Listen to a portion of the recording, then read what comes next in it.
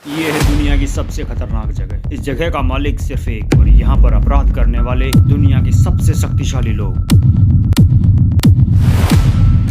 दोस्तों, पैसा, पावर और पॉलिटिक्स, हम सब सोचते हैं कि दुनिया के सबसे अमीर लोग, जो टेक जायंट्स हैं, जो प्रेसिडेंट्स हैं, वो हमसे बहुत समझदार हैं। लेकिन क्या हो अगर मैं आपसे कहूं कि ये सब लोग एक ऐसे जाल में फंसे थे जिसकी डोर एक अकेले आदमी के हाथ में थी। जी हाँ, मैं बात कर रहा हूं जेफरी एप्स्टीन की। आज हम न्यूज चैनल की तरह शोर नहीं मचाएंगे।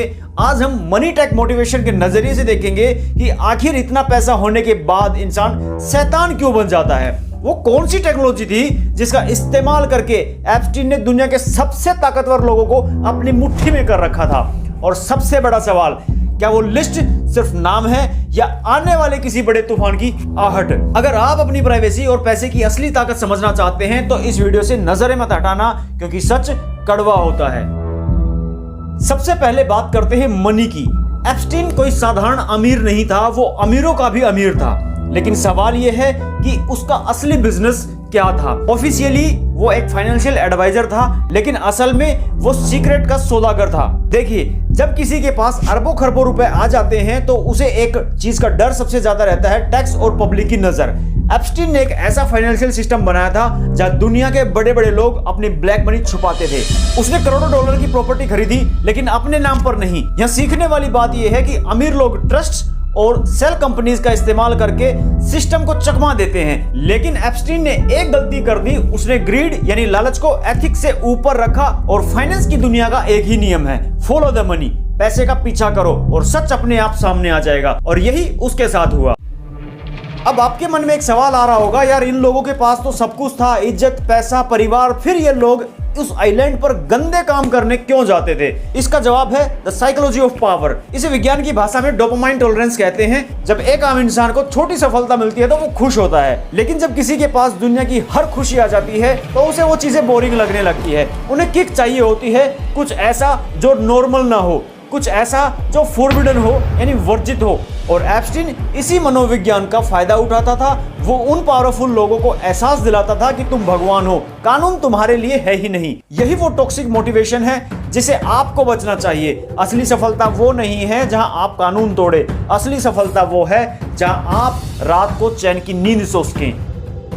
और अब आते हैं इस कहानी के सबसे डरावने हिस्से पर, टेक्नोलॉजी और सर्विलेंस। बहुत कम लोग जानते हैं कि एप्स्टीन का घर सिर्फ एक घर नहीं था, वो एक बिग बॉस का सेट था। रिपोर्ट्स के मुताबिक उसके हर कमरे में, हर दीवार में खुफिया कैमरे और माइक्रोफोन लगे थे।